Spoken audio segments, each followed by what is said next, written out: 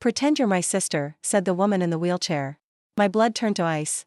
"Today, I'm going to tell you something I never thought I would share. And if for even a second this feels familiar, I only ask that you like this video and subscribe. It will help me keep opening my heart. I'm 73 years old now, and I've lived in New York City for longer than I care to remember. My apartment on the Lower East Side has been my sanctuary for 37 years, through marriages that crumbled, children who grew distant, and dreams that slowly withered like the plants I forgot to water. The walls are thin here. I can hear Mrs. Chen arguing with her son about money through the plaster. I can hear the Rodriguez family's television blaring telenovelas until midnight. But mostly, I hear my own heartbeat echoing in the silence. That Tuesday in October started like any other. I woke at 5:30 in the morning, not because I had anywhere to be, but because sleep had become elusive. The coffee maker gurgled its familiar tune while I stared out my kitchen window at the fire escape where pigeons gathered, cooing their morning gossip. The city was already alive below me, delivery trucks rumbling over potholes, the distant screech of subway brakes, the occasional siren wailing toward some distant emergency. I'd been living on my Social Security check and the small savings I'd managed to scrape together after my husband Robert passed 12 years ago. Robert had been a good man, worked 43 years at the Postal Service, but we'd never been wealthy. When he died, the medical bills from his cancer treatment had eaten through most of what we'd managed to save. I remember sitting in that sterile hospital billing office, signing payment plans I knew I'd never finish paying off. The woman behind the desk had kind eyes but tired hands as she processed my paperwork. "Mrs. Patterson," she'd said, "I'm sorry for your loss, but these bills won't disappear." My daughter Linda had been there that day, 28 years old and already showing signs of the entitlement that would later poison our relationship. She tapped her manicured nails on the desk while I struggled to understand the payment terms. "Mom," she'd whispered, "just ask them for a discount. Tell them you're poor." The word stung. Poor. As if all those years of Robert's steady work, all those years of my own part-time jobs at the department store, had meant nothing. But I'd already learned to swallow my pride for my children. Linda had been my miracle baby, born after 3 miscarriages that had nearly broken my heart. My son Marcus came 2 years later, and together they'd been my whole world. I'd given up my dreams of finishing college to raise them. I'd work nights at the Woolworth's counter while Robert worked days, ships passing in the hallway as we handed off childcare duties. Every dollar I earned went to school supplies, birthday parties, Christmas presents that I'd buy in July and hide in the hall closet. I remember the first time Linda asked me for money as an adult. She was 25, working at a boutique in Soho, living in an apartment her father and I couldn't afford to visit because the neighborhood had priced out families like ours. "Mom," she'd said over coffee at a diner near my apartment, "I need $1,500. My rent went up, and I can't make ends meet." I'd looked at her designer purse, her freshly highlighted hair, her perfectly manicured nails, and I'd written the check. Because that's what mothers do. Marcus had been different, or so I'd thought. He'd gone to community college, studied computer programming, and landed a decent job at a tech startup in Brooklyn. But by his late 20s, he discovered that charming smile could get him things he couldn't afford. "Just a loan, Ma," became his favorite phrase. "I'll pay you back next month, I promise." Next month never came, but the requests kept arriving like clockwork, usually accompanied by stories of emergencies that always seemed to require exactly the amount I had left in my savings account. The years blurred together after Robert died. Christmas mornings where I'd cook elaborate meals for children who showed up late and left early. Birthday dinners where I'd pick up the check for restaurants I couldn't afford. Emergency calls at midnight because Linda's car had broken down, because Marcus needed bail money after a bar fight, because they needed security deposits for apartments in neighborhoods where rent cost more than my monthly income. I started keeping track in a small notebook I hid behind the flour canister. Not because I expected to be paid back, but because I needed to see the numbers written down to believe they were real. $1,500 for Linda's rent. $800 for Marcus's car repair. $2,000 for Linda's security deposit. $300 for Marcus's electric bill. The numbers climbed like a fever, and I watched my own nest egg shrink like ice cream left in the sun. The worst part wasn't the money, though. The worst part was the way they looked at me when I hesitated.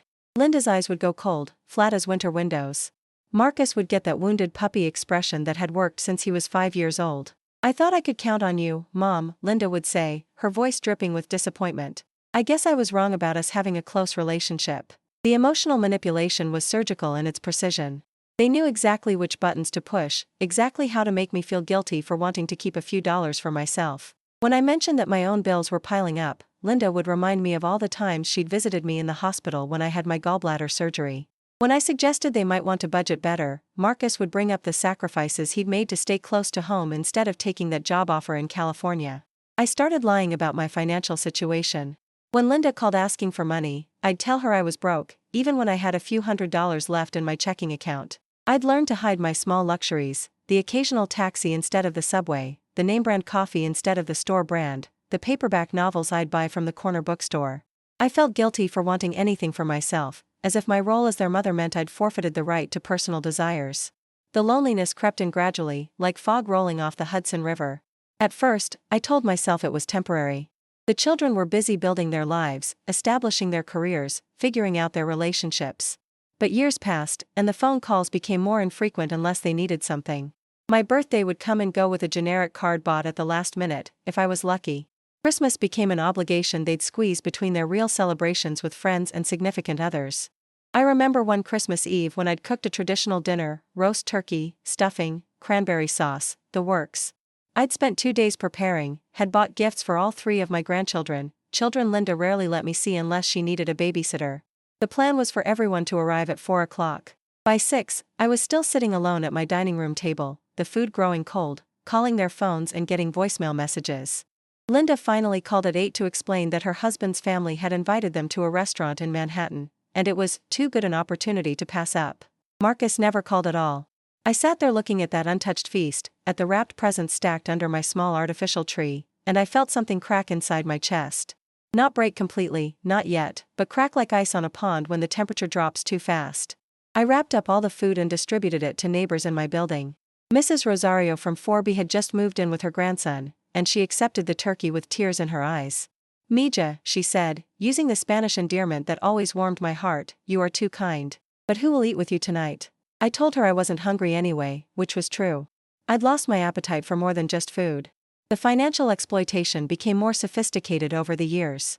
Linda discovered that I'd been listed as a co-signer on her credit cards back when she was in college, something I'd forgotten about in the fog of grief after Robert's death. She'd run up thousands of dollars in debt, and suddenly I was receiving collection calls at 7 in the morning.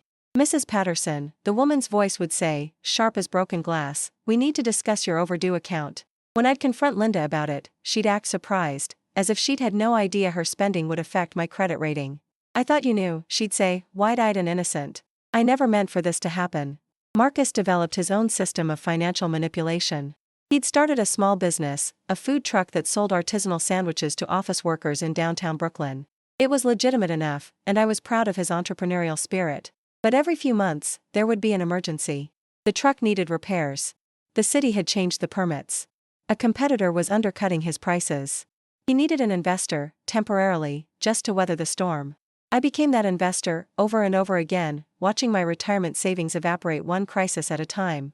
The most painful part was the way they'd rewrite history when I tried to assert myself. If I mentioned the money they owed me, Linda would remind me of all the emotional support she'd given me after Robert died. "I was there for you when Dad passed," she'd say, as if a few phone calls and one weekend visit constituted payment for thousands of dollars. Marcus would point out that he'd helped me move furniture when I'd rearranged my living room, as if an hour of manual labor balanced out years of financial support. They became experts at making me feel selfish for wanting boundaries. When I started saying no to their requests, they'd remind me that I was sitting on money while they were struggling to build their lives. They'd point out that I lived in a rent-controlled apartment, as if my good fortune in finding affordable housing somehow obligated me to subsidize their choices to live beyond their means. They'd mention my age, subtly suggesting that I wouldn't need money for much longer anyway, so why not help them now when they could actually use it? I developed a constant knot in my stomach, a physical manifestation of the stress of never knowing when the next request would come. I'd see Linda's number on my caller ID and feel my heart rate spike. I'd hear Marcus's key in my lock, I'd given him a spare for emergencies, and wonder what crisis would empty my bank account this time. I started avoiding their calls, letting them go to voicemail so I could prepare myself emotionally before responding. The isolation became complete gradually. Friends my age were dealing with their own family dramas, their own financial struggles, their own health problems. I didn't want to burden them with my complaints about children who seemed, from the outside, to be successful adults. How could I explain that success and cruelty could coexist? How could I describe the specific pain of being reduced to a resource by the people I loved most in the world? I stopped going to the senior center activities I'd once enjoyed. The book club, the bridge games, the potluck dinners, they all required a social energy I no longer possessed. When people asked about my family, I'd learned to give vague, positive answers. "Linda's doing well in her boutique job," I'd say, omitting the part about her chronic financial crises. Marcus has his own business now, I'd mention, leaving out the endless emergencies that seemed to require my intervention. My apartment became my refuge and my prison. I'd sit by the window for hours, watching the street life below, feeling disconnected from the vibrant energy of the city I'd once loved. The sounds that had once comforted me, children playing in the courtyard, neighbors chatting in the hallway, music drifting from other apartments, began to feel like reminders of a social world I'd somehow lost access to. I started having conversations with myself, long internal debates about whether I was being unreasonable. Maybe this was just how adult relationships with children worked. Maybe I was expecting too much. Maybe the problem was my own outdated expectations about family loyalty and reciprocity. I'd read articles and magazines about empty nest syndrome and wondered if what I was experiencing was just a normal part of aging.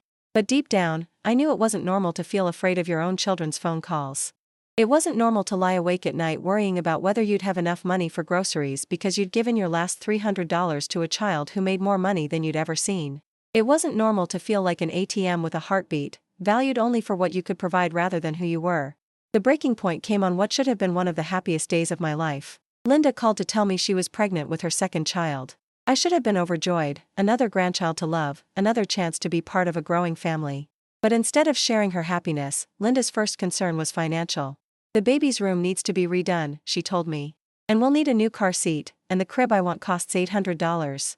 I was hoping you could help us out." I felt something die inside me that day. Not love, I would always love my children, but the last vestige of hope that our relationship could be based on anything other than what I could give them.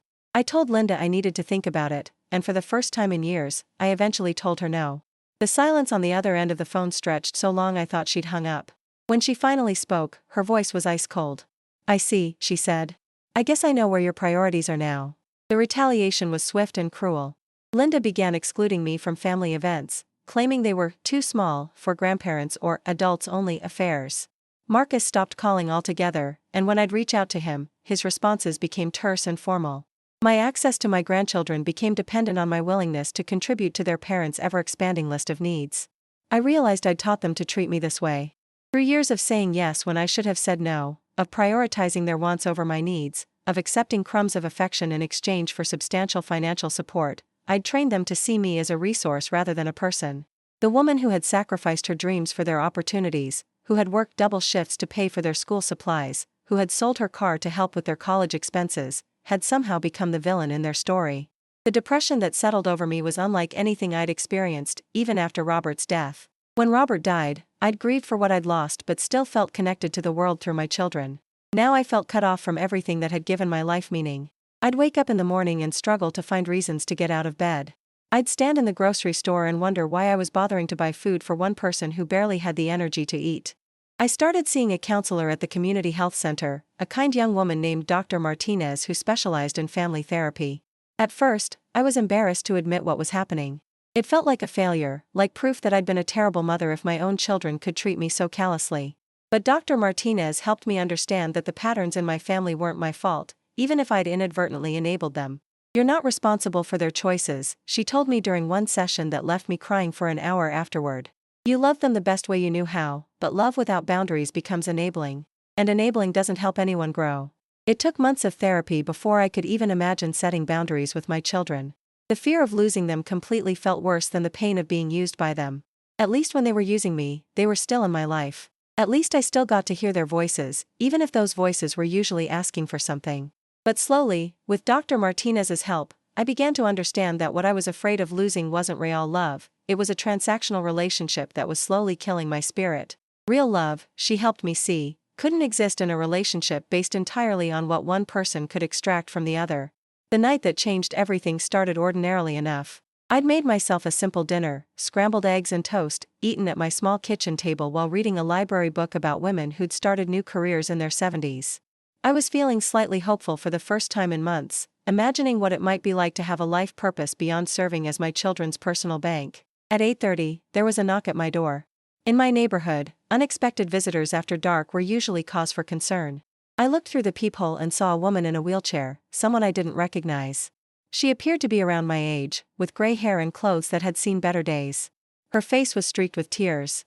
When I opened the door, keeping the chain lock engaged, she immediately began talking rapidly. "Please," she said, "I need your help. My name is Dorothy, and I live at the assisted living place 6 blocks from here. My daughter was supposed to pick me up hours ago, but she never came.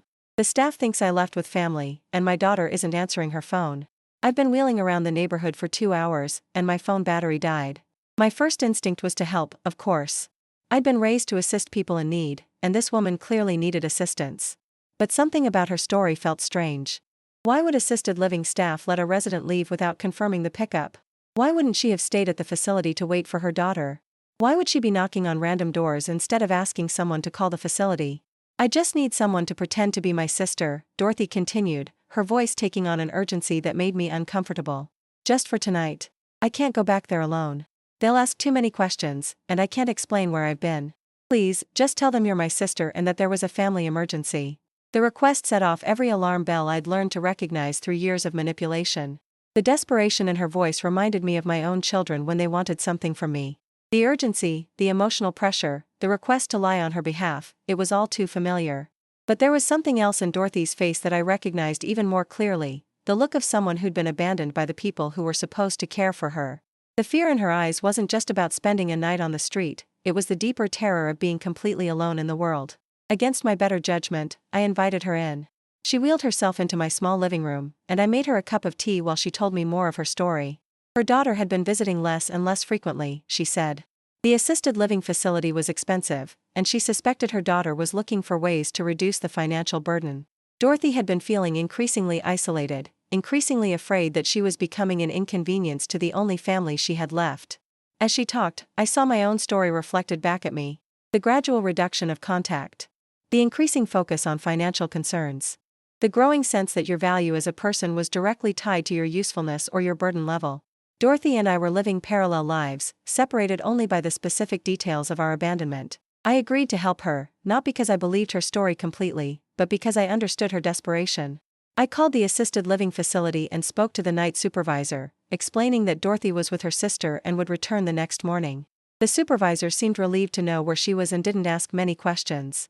Dorothy slept on my couch that night, and we talked until almost dawn. She told me about her daughter, a successful lawyer who lived in Manhattan and visited maybe once a month. She told me about grandchildren she rarely saw, about friends who died or moved away, about the increasing isolation of aging in a world that seemed to value only youth and productivity. In return, I found myself sharing things I'd never told anyone, not even Dr. Martinez. The specific pain of being reduced to a financial resource. The way my children had learned to weaponize my own love for them. The fear that I'd somehow failed as a mother because I'd raised children who could treat me so callously. We were both survivors of family systems that had taught us our worth was conditional. We'd both learned to accept crumbs of affection in exchange for substantial sacrifice. We'd both been trained to believe that setting boundaries was selfish, that asking for reciprocity was unreasonable, that our role was to give until we had nothing left. The next morning, I helped Dorothy get ready to return to the assisted living facility. As I was wheeling her down the hall toward the elevator, she grabbed my hand. "Thank you," she said, "for seeing me as a person instead of just a problem to be solved." Her words hit me like lightning.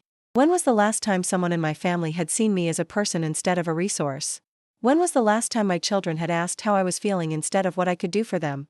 When was the last time I'd felt valued for who I was rather than what I could provide?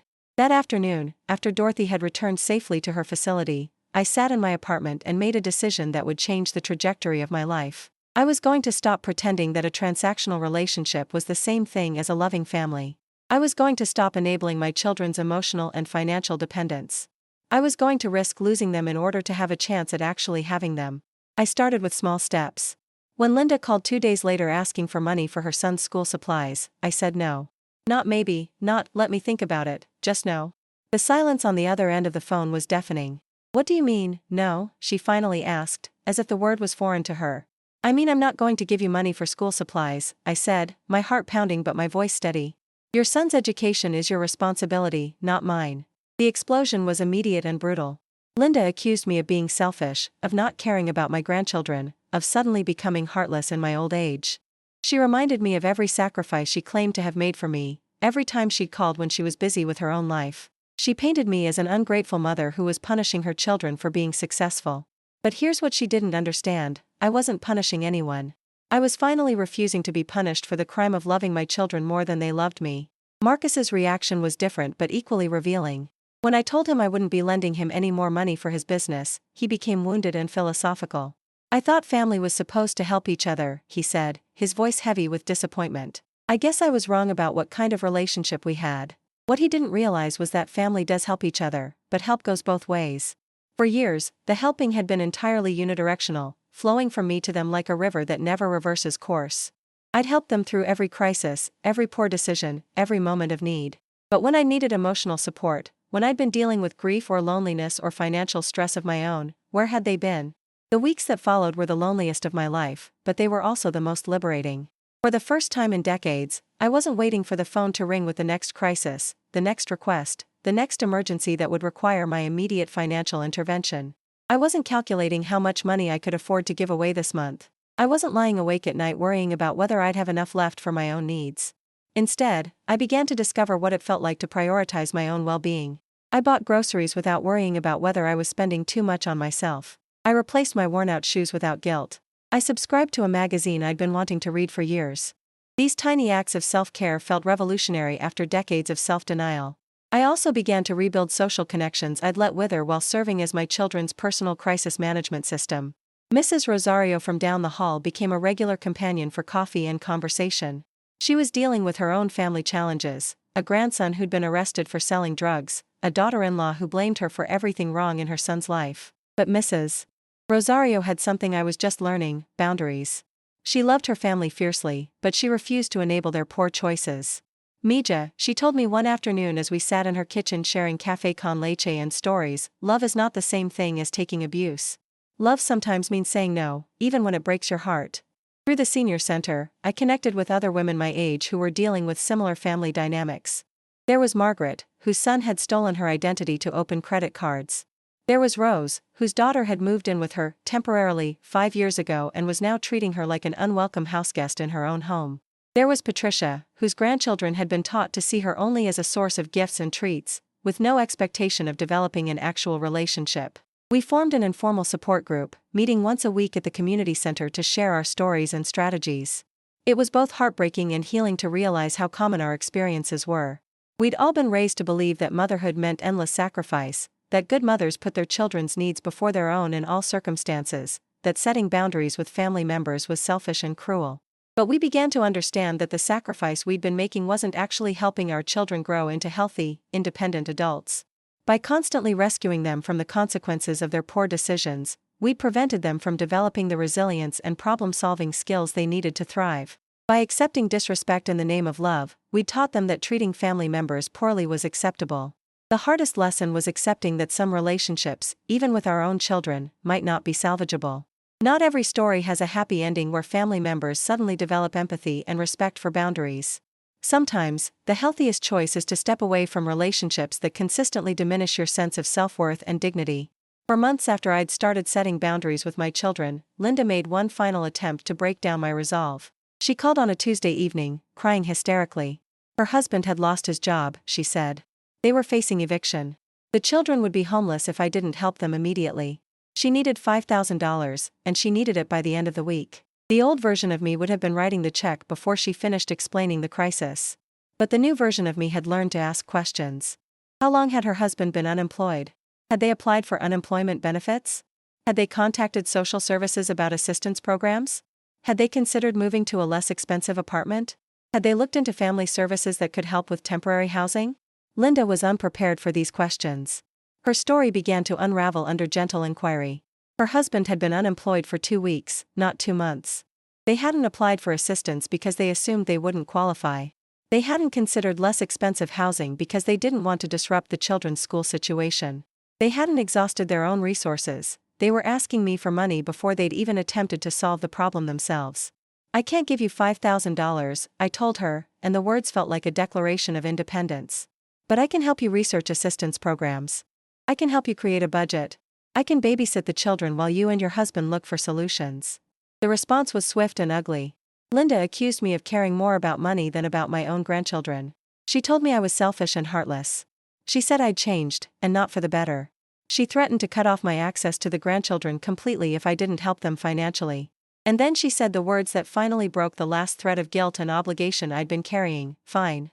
If you want to be a bitter old woman who doesn't care about family, that's your choice. But don't expect me to keep pretending we have a relationship. In that moment, I realized she was right about one thing: she had been pretending. The relationship I'd thought we had, based on love and mutual respect and genuine affection, had been a performance on her part. The only genuine part had been her need for my money. I felt a profound sadness, but also a profound relief. The uncertainty was over. The pretending was finished. I could stop hoping for a relationship that had never actually existed and focus on building a life based on authentic connections. That night, I called Dr. Martinez and scheduled an appointment. Not because I was falling apart, but because I wanted to process this milestone in my healing journey. For the first time in years, I was looking forward to the future instead of dreading the next crisis. But the story wasn't over yet. 2 weeks later, on a Thursday evening just as I was settling down to read before bed, there was a knock at my door. When I looked through the peephole, I saw not one person but three: Linda, Marcus, and Linda's husband David. They looked serious and determined, like a delegation arriving for important negotiations. I opened the door but kept the chain lock engaged. "What do you want?" I asked, proud of how steady my voice sounded. "We need to talk," Linda said. "This has gone too far. You're tearing the family apart with this stubborn attitude, and we need to work this out." I could see the manipulation strategy immediately. They'd come together to present a united front, to overwhelm me with combined pressure, to make me feel like the problem that needed to be solved. It was a sophisticated emotional ambush, and the old version of me would have crumbled immediately. Instead, I felt a calm clarity that surprised me. "If you want to have a conversation about our relationship," I said, "you can make an appointment. You can call ahead like respectful adults and ask if I'm available to talk. But you don't get to show up at my door unannounced and demand my attention." The shock on their faces was almost comical. Marcus recovered first. "Mom, we're your children. We shouldn't need an appointment to see you." "You do if you want to discuss why I won't give you money anymore," I replied. "This conversation isn't happening tonight, and it's not happening with all three of you ganging up on me.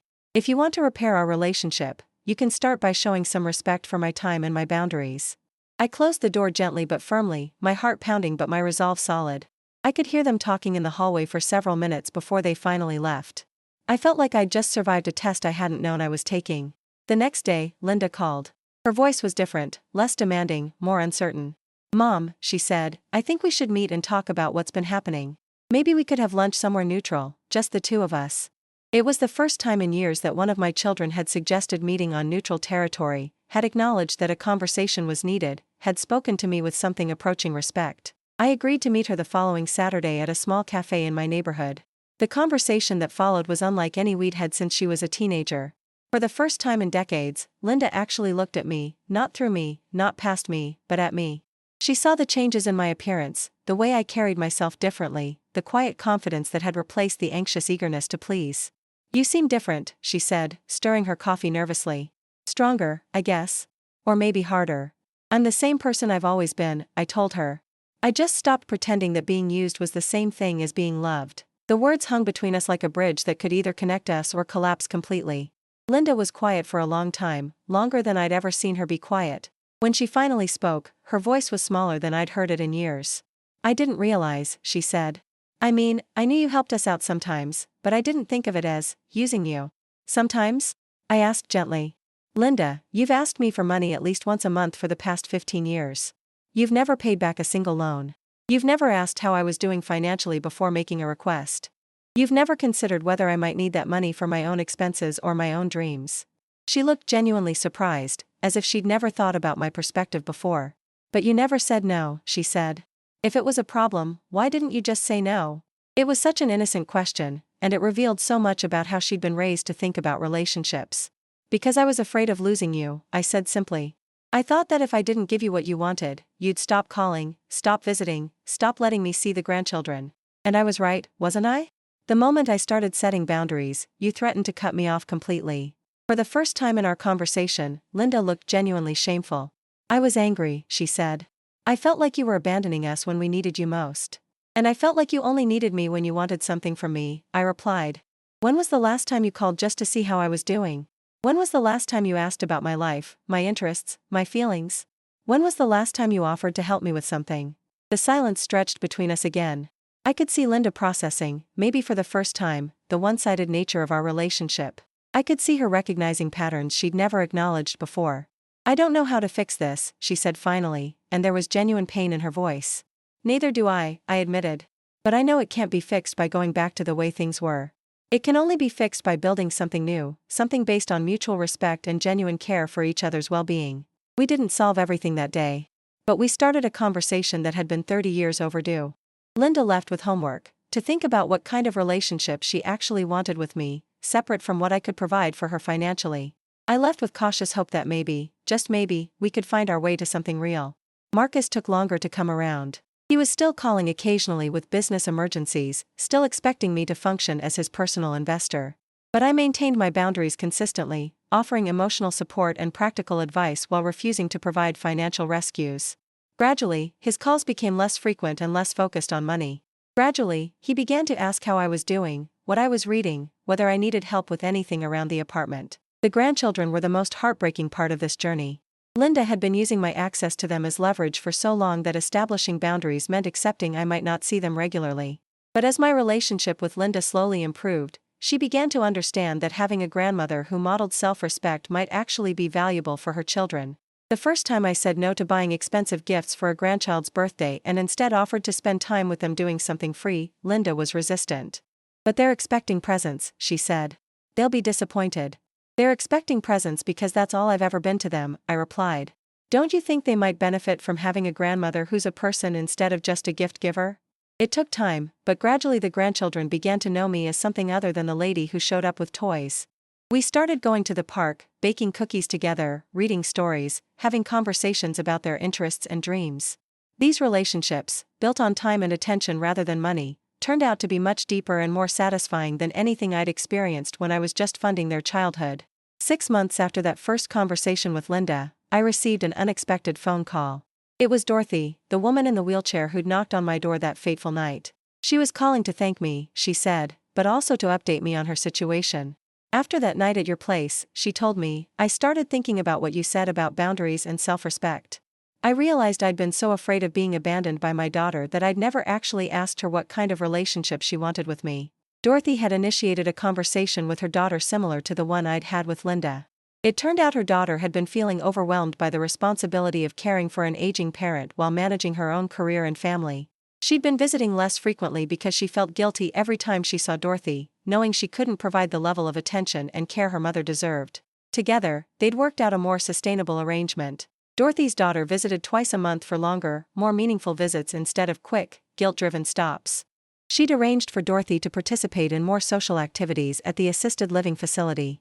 She'd helped Dorothy connect with other resources for emotional and social support, so she wasn't depending entirely on one relationship for all her human connection needs. "We're both happier now," Dorothy told me. "I was so afraid of losing her that I was making both of us miserable. Setting boundaries actually brought us closer together." Her story gave me hope for my own journey. Change was possible, even in long-established patterns. Relationships could be rebuilt on healthier foundations, even after years of dysfunction. A year after I'd started setting boundaries, I reflected on how much my life had changed. I was no longer living in constant anxiety about the next financial demand. I'd reconnected with old friends, made new ones, and rediscovered interests I'd abandoned during my years of family crisis management. I'd started volunteering at a literacy program, teaching English to elderly immigrants at the community center. I'd joined a book club and a walking group. I'd even started dating, something I'd never imagined doing again. My relationship with my children wasn't perfect, but it was real in a way it had never been before. We talked more honestly about our feelings, our needs, our limitations. They'd learned to solve their own problems before asking for help, and when they did ask, it was with respect for my right to say no. I'd learned to offer support in ways that felt good to me, not just in ways that emptied my bank account. Most importantly, I'd learned that love without boundaries isn't actually love, it's enabling. And enabling doesn't help anyone grow or thrive. By accepting disrespect in the name of love, I'd been teaching my children that disrespecting people who care about them was acceptable behavior. By constantly rescuing them from the consequences of their poor decisions, I'd been preventing them from developing the skills they needed to handle life's challenges independently. Setting boundaries had been the most loving thing I could have done, both for them and for myself. But the story took one more unexpected turn. On a cold February evening, almost 18 months after Dorothy had first knocked on my door, there was another knock. This time, when I looked through the peephole, I saw 12 police officers in the hallway. My heart stopped. In my neighborhood, 12 police officers meant something serious: violence, drugs, maybe a domestic situation that had gotten out of hand. But they were standing directly in front of my door. When I opened it, keeping the chain lock engaged, the lead officer identified himself and asked if I was Margaret Patterson. When I confirmed my identity, he explained that they needed to speak with me about Dorothy Chen, the name she'd given when I'd called the assisted living facility that night so many months ago. It turned out Dorothy's real name was Dorothy Martinez, and she was wanted in connection with a sophisticated fraud scheme targeting elderly women.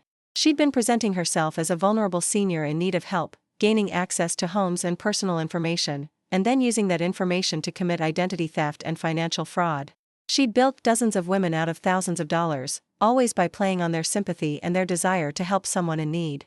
The officers explained that my name and address had been found in her notebook, along with detailed information about my financial situation, my family relationships, and my personal vulnerabilities. She'd been planning to return and target me for a more extensive fraud, but she'd been arrested for other crimes before she could follow through. I sat down heavily as the officers explained the situation. The woman whose desperation had seemed so familiar, whose story had mirrored my own so closely, had been manipulating me from the very beginning. The connection I'd felt, the sense of shared experience, the mutual understanding, it had all been a performance designed to lower my defenses. But as the shock wore off, I realized something surprising. I wasn't devastated by this revelation. Yes, I felt foolish for being deceived. Yes, I was angry about being manipulated. But I wasn't destroyed by it, the way I would have been before I'd started my journey of setting boundaries and rebuilding my self-worth. Because even though Dorothy had been lying about her specific circumstances, the conversation we'd had that night had been real. The insights I'd gained about boundaries and self-respect hadn't been based on her truth, they'd been based on my own recognition of patterns in my life that needed to change. Her deception didn't invalidate the growth I'd experienced or the changes I'd made in my relationships with my children. If anything, it reinforced the importance of maintaining healthy skepticism and clear boundaries, even with people who claimed to need my help. The officers asked if I wanted to press charges for attempted fraud. I thought about it carefully and decided that I did. Not out of revenge, but because Dorothy's actions had consequences, just like my children's financial irresponsibility had consequences. Protecting her from those consequences wouldn't help her grow or change, any more than constantly rescuing my children from their poor decisions had helped them develop into responsible adults. After the police left, I sat in my quiet apartment and reflected on the strange journey I'd been on. I'd started as a woman so desperate for connection that I'd accept any treatment from my family as long as it meant staying in their lives. I'd ended up as someone who could maintain her boundaries even when being manipulated by a professional con artist. The growth hadn't been easy or comfortable. There had been moments of profound loneliness, times when I'd questioned whether setting boundaries was worth the risk of losing relationships entirely. But I'd learned that relationships based on fear of abandonment, on financial transactions, on accepting disrespect in exchange for contact, those aren't actually relationships worth preserving. Real relationships require mutual respect, genuine care for each other's well-being, and a willingness to address problems honestly rather than pretending they don't exist. Real love includes boundaries, because love without boundaries eventually becomes resentment. Today, as I write this story, I'm 74 years old. I live alone in my same small apartment on the Lower East Side, but I no longer feel lonely. I have friends who value my company, not my bank account. I have children who call because they enjoy talking to me, not because they need something from me. I have grandchildren who know me as a person with interests and opinions and stories, not just as a source of gifts and treats. I volunteer at the Literacy Center 3 days a week, teaching elderly immigrants like Mrs. Rosario how to navigate English bureaucracy and American systems. I'm part of a support group for seniors who've experienced financial abuse from family members. I've started writing my stories down, sharing them with other women who are struggling with similar dynamics in their own families. I'm not wealthy. I'll never recover all the money I gave away during those years of enabling my children's poor financial decisions. But I'm no longer poor in the ways that matter most. I'm rich in self-respect, in authentic relationships, in the knowledge that I can trust my own judgment and maintain my own boundaries. My apartment is bright now, filled with plants and books and pictures of people who genuinely care about me. I sleep peacefully at night, no longer worried about what crisis will drain my bank account next. I look forward to each day, curious about what I might learn or create or discover. The woman who opened her door to a stranger in a wheelchair, who was so starved for purpose that she'd risk her safety to help someone in need, has been replaced by a woman who helps others from a position of strength rather than desperation. I still help people, but I help them in ways that empower their growth rather than enabling their dysfunction. I think about Dorothy Martinez sometimes, wondering if she's getting the help she needs in prison, hoping that she might someday find better ways to meet her own needs than by taking advantage of others' compassion. I think about the women she took advantage of, hoping they've been able to rebuild their sense of trust and security. Mostly, though, I think about the lesson her deception taught me, that my worth as a person doesn't depend on how useful I am to others. That saying no to unreasonable requests doesn't make me selfish, it makes me honest. That protecting my own well-being isn't cruel to others, it's necessary for my ability to help them in healthy ways. But there's more to this story than just my personal transformation. The ripple effects of learning to set boundaries extended far beyond my immediate family.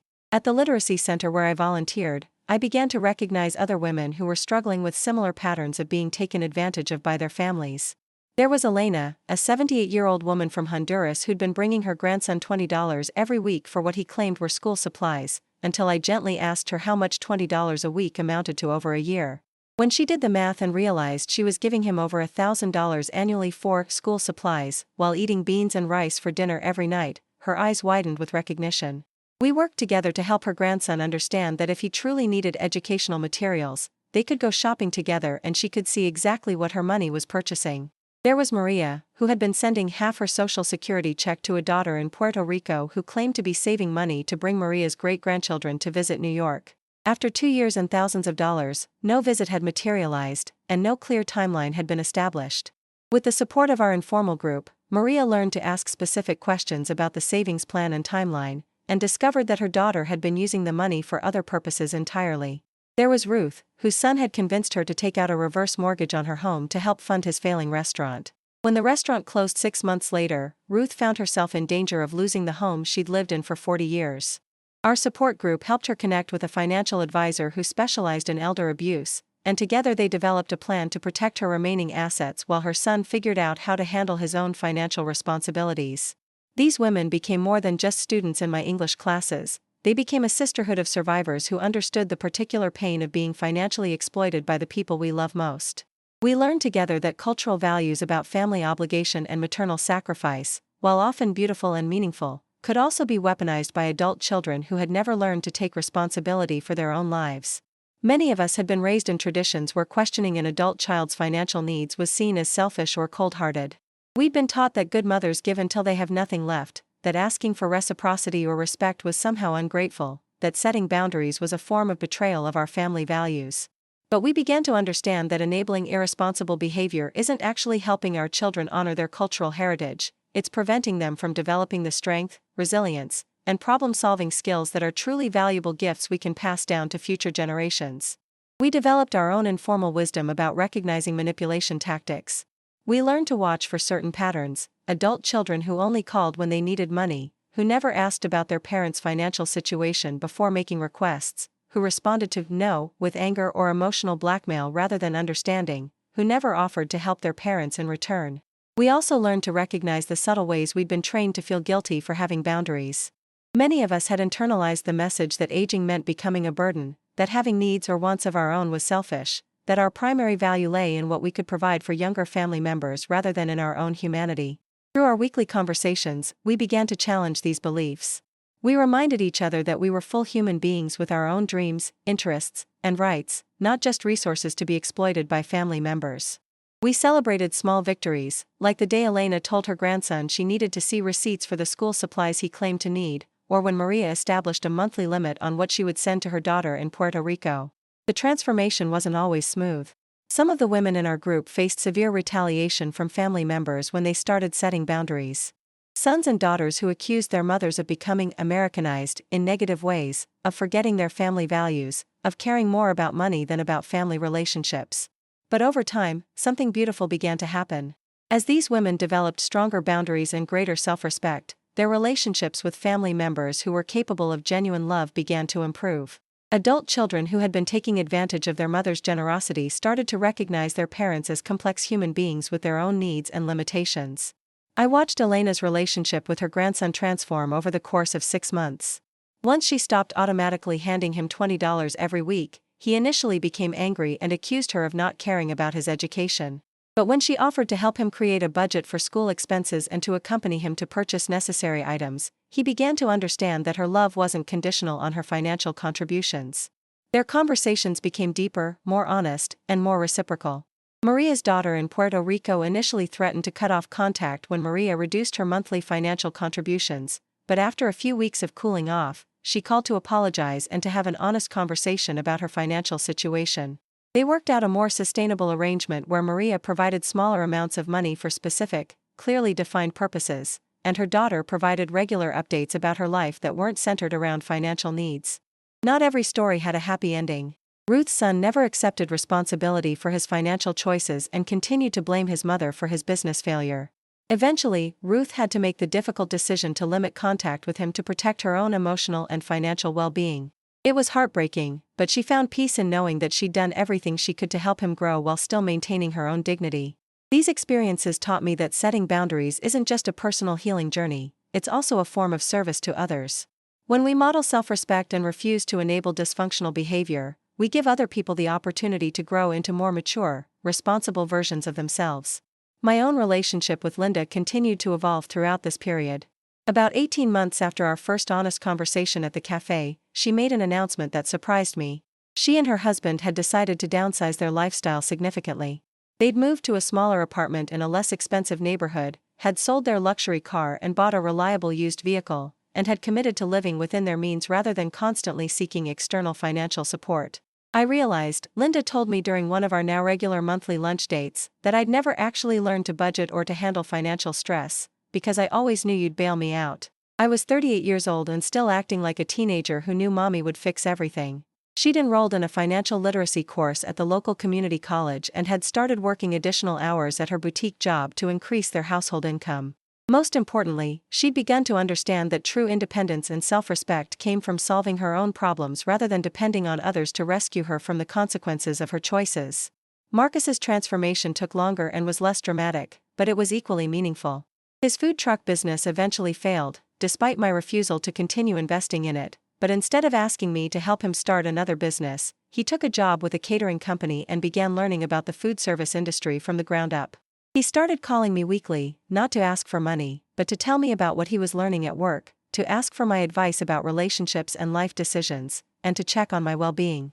The grandchildren's relationships with me became deeper and more authentic as they got to know me as a person rather than just as a source of toys and treats.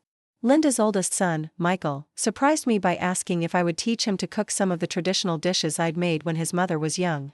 We spent Saturday afternoons together in my small kitchen, talking about family history and life lessons while making the same Sunday pot roast and apple pie I'd perfected during his mother's childhood. Linda's younger son, David, developed an interest in the stories I told about growing up in a different era. He started bringing his homework to my apartment and would ask me to help him understand historical events I'd lived through. Our conversations about the civil rights movement, women's liberation, and social changes I'd witnessed gave him a perspective on history that no textbook could provide. These new relationships with my grandchildren felt more valuable than anything I'd experienced during the years when I'd been primarily a gift giver. They were based on genuine interest in each other as people, on shared activities and conversations, on the passing down of knowledge and family traditions in ways that built connection rather than dependency. But perhaps the most profound change was in my relationship with myself. For the first time in decades, I began to pursue interests and dreams that had nothing to do with serving other people's needs. I'd always been interested in writing, but I'd never had the time or emotional energy to explore it seriously while managing everyone else's crises. With my newfound freedom from constant family emergencies, I enrolled in a creative writing workshop at the local community college. At first, I was nervous about being the oldest person in the class, but I discovered that my life experiences gave me a rich foundation of stories to tell. I wrote about growing up during World War II, about the challenges of raising children as a working mother in the 1960s and 70s, about the experience of losing a spouse and navigating widowhood. My classmates, mostly women in their 40s and 50s, were fascinated by my perspectives on social changes they'd only read about in history books. The workshop instructor, a woman named Dr. Sarah Chen who taught English at the local university, encouraged me to consider submitting some of my stories for publication. I'd never imagined that anyone outside my family would be interested in my experiences, but she helped me understand that stories about resilience, family dynamics, and personal growth resonated with readers regardless of their specific circumstances. I started submitting personal essays to magazines for seniors and was amazed when several were accepted for publication. Seeing my words in print, reading comments from editors about how my stories had moved them, gave me a sense of accomplishment that was entirely my own. For the first time in my life, I was being recognized for my thoughts, experiences, and insights rather than for what I could provide for other people. The writing also became therapeutic in unexpected ways. As I crafted stories about various periods of my life, I began to understand patterns of behavior that had shaped my relationships for decades. I could see how the messages I'd internalized about motherhood and sacrifice had influenced my interactions not just with my children, but with friends, neighbors, and even romantic relationships. Writing about my marriage to Robert helped me understand that even our relationship, which I'd always remembered as loving and supportive, had been shaped by traditional gender roles that left me responsible for most of the emotional and domestic labor in our family. Robert had been a good man and a faithful husband, but he'd never questioned the assumption that my needs should come second to the family's needs, that my dreams could be postponed indefinitely for more practical concerns.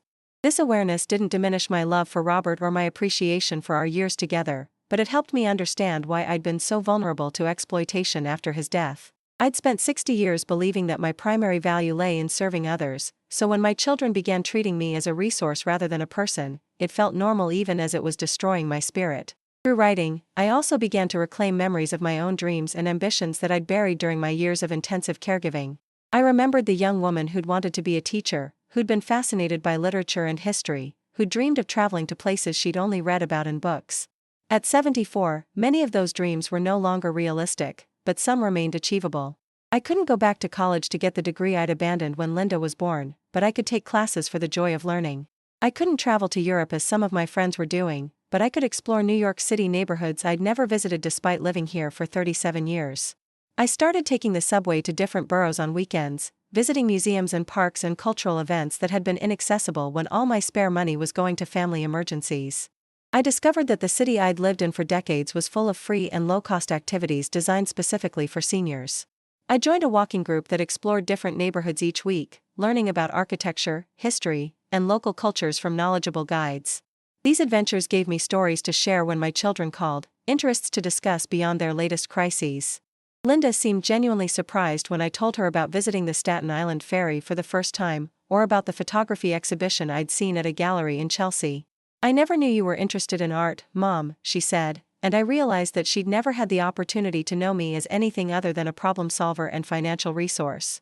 As my confidence grew, I began to take on new challenges at the literacy center where I volunteered. I developed a curriculum for helping elderly immigrants not just with English language skills, but with navigating systems like banking, healthcare, and social services that were often confusing even for native speakers. My own experience with setting boundaries and advocacy became valuable to women who were struggling with exploitation not just from family members, but from employers, landlords, and service providers who assumed they could take advantage of elderly immigrants. I started accompanying some of the women to doctor's appointments and meetings with social services workers, helping them ask questions and advocate for their own needs. There was something deeply satisfying about using the assertiveness skills I developed for my own benefit to help other women protect themselves from various forms of exploitation. The volunteer work also connected me with a network of social service professionals who dealt with elder abuse and family financial exploitation. I learned that my experiences were not just common, but part of a widespread pattern that cost seniors billions of dollars annually and caused immeasurable emotional damage. I began speaking at workshops and conferences about recognizing and preventing family financial abuse. It was terrifying at first to stand in front of rooms full of professional social workers and healthcare providers, but I discovered that my first-hand experience gave me credibility that complemented their academic and professional knowledge. The speaking engagements led to invitations to participate in research studies about family financial exploitation, and I found myself contributing to academic papers and policy discussions about protecting vulnerable seniors. My story became part of a larger narrative about the need for better resources and support systems for elderly people who were being taken advantage of by family members.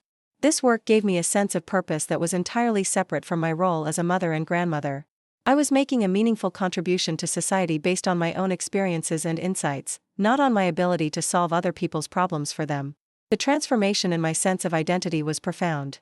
For most of my life, I defined myself primarily in relation to other people, first as a daughter, then as a wife, then as a mother. My sense of worth had been tied to how well I fulfilled those roles, how much I sacrificed for others, how effectively I managed family crises. But now, at 74, I was discovering who Margaret Patterson was beyond those relationships.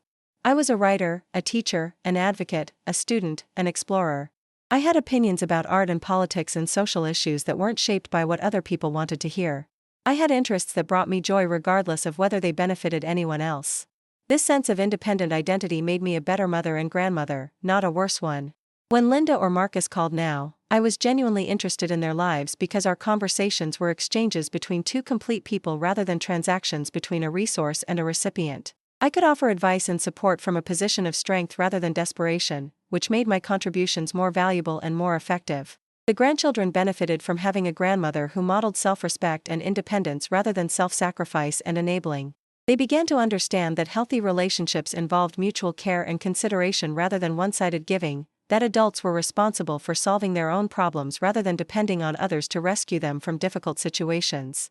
Most importantly, I was no longer afraid of being alone. The terror that had driven me to accept any treatment from my children as long as it meant staying connected to them had been replaced by a peaceful confidence in my own ability to create a meaningful life regardless of how other people chose to treat me. This didn't mean I no longer valued family relationships, quite the opposite. The relationships I maintained were deeper, more honest, and more reciprocal than anything I'd experienced during my years of enabling dysfunction. But I no longer needed those relationships to define my worth as a human being or to provide my only source of meaning and connection. The journey from desperate people-pleaser to confident, boundary-setting woman hadn't been easy, but it had been transformative in ways I could never have imagined when Dorothy Martinez first knocked on my door with her carefully crafted story of abandonment and need. If you're listening to this story and recognizing patterns from your own life, I want you to know that change is possible at any age. It's never too late to set boundaries, to demand respect, to prioritize your own well-being alongside the needs of others. It's never too late to stop accepting crumbs of affection in exchange for substantial sacrifice. The people who truly love you will respect your boundaries. The people who don't respect your boundaries aren't actually loving you, they're using you. Learning to tell the difference between love and manipulation is one of the most important skills you can develop, whether you're 25 or 75. Your story doesn't have to end with being taken advantage of by the people you care about most. You can write a new chapter, starting today, beginning with the simple but powerful word, no. Have you ever lived, or known someone who's lived, something like this? Have you found yourself giving until you had nothing left, accepting disrespect in the name of love, or enabling others' poor choices because you were afraid of being abandoned? Please share your story in the comments. Your voice matters, and your experience might be exactly what someone else needs to hear today. If this story has touched you, if it's helped you recognize patterns in your own life or given you hope that change is possible, please like this video and subscribe to this channel. Together, our voices can reach people who need to know they're not alone, that they deserve respect, and that it's never too late to prioritize their own well-being. Sometimes the most loving thing you can do, for yourself and for others, is to stop pretending that abuse is affection, that using someone is the same as loving them, and that you have to earn your place in other people's lives by sacrificing your own dignity and well-being. You matter. Your needs matter. Your boundaries matter. And you deserve to be surrounded by people who see your worth as a human being, not just as a resource to be exploited. That's the lesson I learned from a woman in a wheelchair who taught me about boundaries by trying to violate them. Sometimes wisdom comes from the most unexpected places, in the most complicated packages. But wisdom is wisdom, no matter how it arrives. And now, at 74, I'm finally living the life I should have been living all along, a life where I matter just as much as the people I care about, where my needs are valid, where my boundaries are respected, and where love is given and received freely rather than bought and sold like a commodity. It took me over 7 decades to learn that lesson, but I learned it. And if I can change these patterns at my age, after so many years of enabling and accepting disrespect, then anyone can. The question is, are you ready to start writing your own new chapter?